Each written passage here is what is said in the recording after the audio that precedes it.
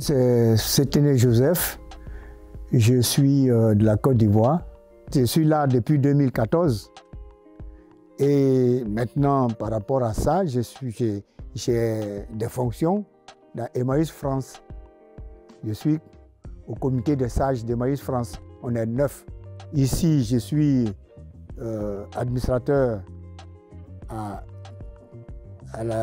Emmaüs local, au conseil d'administration d'Emmaüs local, ça dit ici.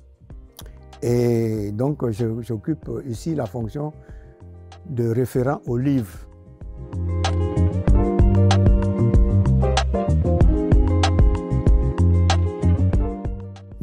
Emmaüs, je l'ai découvert d'abord à Grenoble.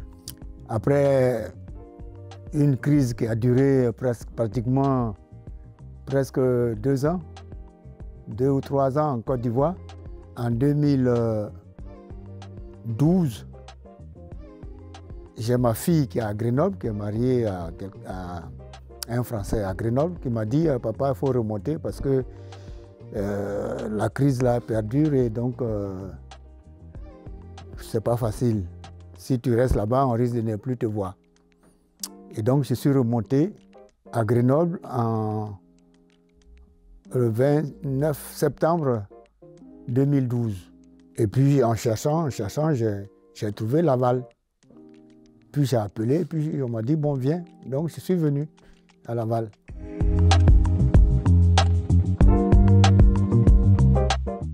Ah oui, justement, ces valeurs-là sont des valeurs qui sont un peu pas trop connues par des riches dans le monde. Les valeurs de solidarité, des valeurs de... Bon, moi je trouve que l'abbé Pierre, il a tellement bien fait les choses que même avec tout ce qui est arrivé aujourd'hui, tout ce dont on parle aujourd'hui, son parcours, il a fait ceci, il a fait cela, moi je suis peiné. Et sincèrement, c'est un mal qui brûle en moi, mais en même temps, je pense à ce qu'il a fait de bien. Et il a fait plus de bien pour moi en accueillant tout ce monde-là qui est sorti de guerres, sorti de ceci, de crises économiques qui sont là et qui vivent en communauté. C'est-à-dire qu'ils mangent le même pain, le pain quotidien, parce qu'en communauté, en compagnon, c'est celui qui on partage le pain. Voilà, c'est pour ça qu'on nous appelle les compagnons. Et Emmaüs, c'est le lieu où nous allons rencontrer l'espoir. C'est ici. Nous avons l'espoir ici, à Emmaüs. Notre rôle, par le travail que nous faisons, nous aidons aussi les pauvres gens. C'est-à-dire quand ils viennent faire des achats de 2 € pour un truc qui coûte plus de 50 € en ville, alors ils sont contents. Et là, on fait de la solidarité, on aide les gens. Et comme l'abbé Pierre l'avait dit, venez m'aider à aider.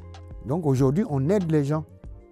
On soutient des gens au Burkina, des enfants au Burkina. On soutient des gens au Népal. On soutient des gens dans beaucoup de pays. Et même en dehors de l'extérieur comme ça, enfin en dehors des pays que j'ai cités, il y a aussi, en local, on aide des gens. À Laval ici, on aide beaucoup de gens.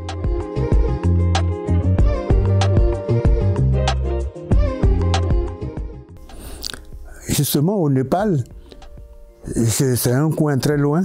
Quand on m'avait proposé d'aller là-bas, je me suis dit, ça fait un long voyage, je ne pourrais pas aller. Parce que rester dans l'avion pendant 10 heures, c'est pas intéressant. Mais finalement, j'ai accepté. Parce que je me suis dit, bon, puisque c'est pour apporter un peu de chaleur à ceux qui en ont besoin là-bas, donc, allons-y. On est parti. Le 6 décembre, le 5 décembre, on est parti d'ici et on est arrivé là-bas le 6. Pendant qu'on était là-bas, chez le porteur, pendant 4 jours, les familles qui avaient des enfants qu'on aide, les familles qu'on aide sont venues le 2e jour qu'on est arrivé, c'est-à-dire le 7. On est arrivé le 6 et le 7 au matin.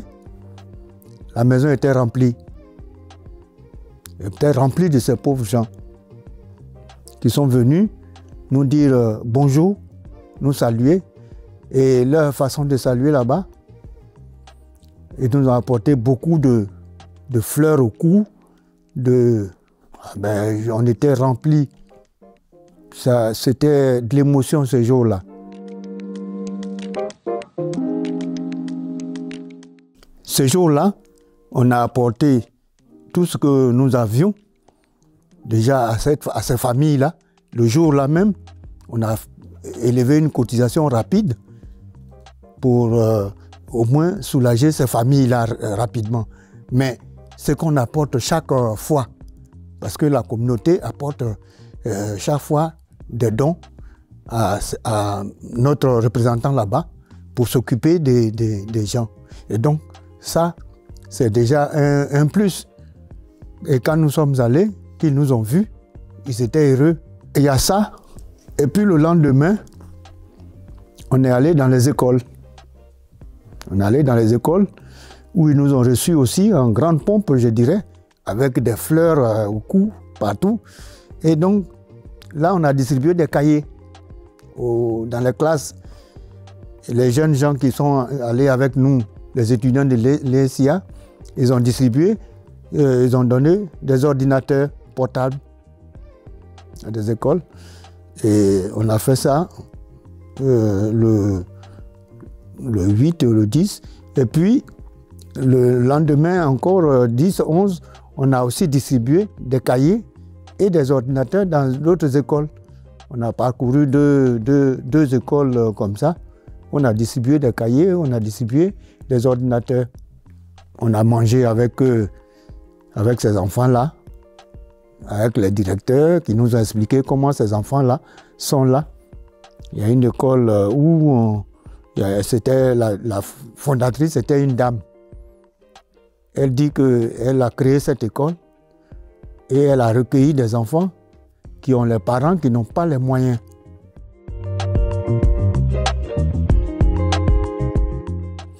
Et puis, le lendemain, on est monté chez les moines.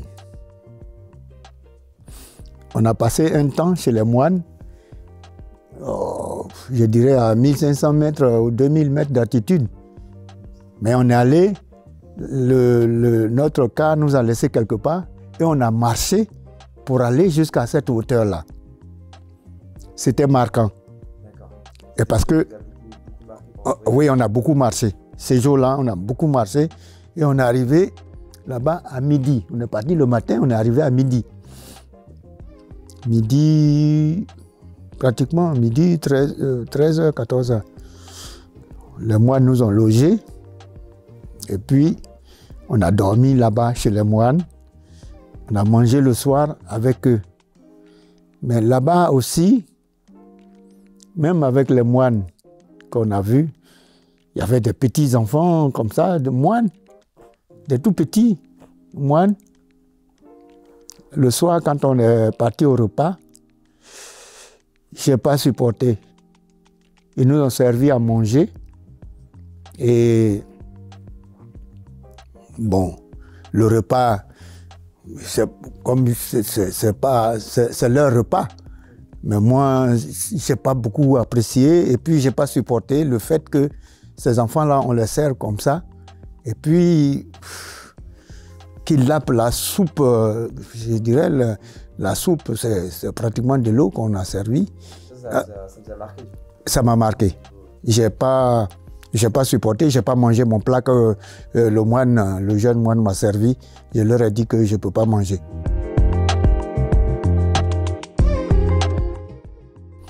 Conditions d'éducation, justement, comme c'est l'éducation anglaise, donc eux, ils ont dit 9e, 5e, enfin, c'est pas 5e de collège ici, mais ils ont dit classe 8e classe, 9e classe, et ainsi de suite, mais on ne voit pas la correspondance tout à fait. On avait vu que les ordinateurs que les étudiants ont envoyés, ils ont fait une classe d'informatique où il y avait des ordinateurs pleins qu'on a envoyés, parce qu'on avait commencé à envoyer il y a longtemps. Donc, les gens ont fait une classe d'ordinateurs où ils ont tout mis en place et les gens venaient pour la salle.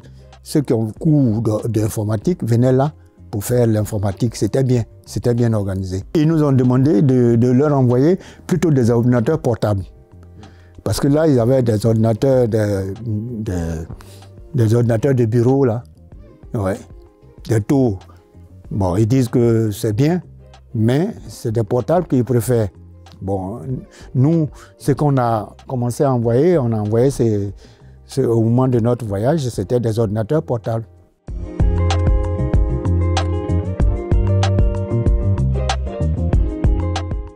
Oui, ça me plairait de faire ces actions humanitaires, puisque nous, notre leader, c'est ce qu'il faisait. C'est pour ça qu'il est parti en Uruguay et il a failli mourir en Uruguay. Il était parmi les morts et c'est quand il est revenu d'Uruguay qu'il a créé Emmaüs International. Vous voyez? Donc, c'est notre leader qui a tracé le chemin, en fait. C'est la trace le chemin qu'il a laissé, nous le suivons.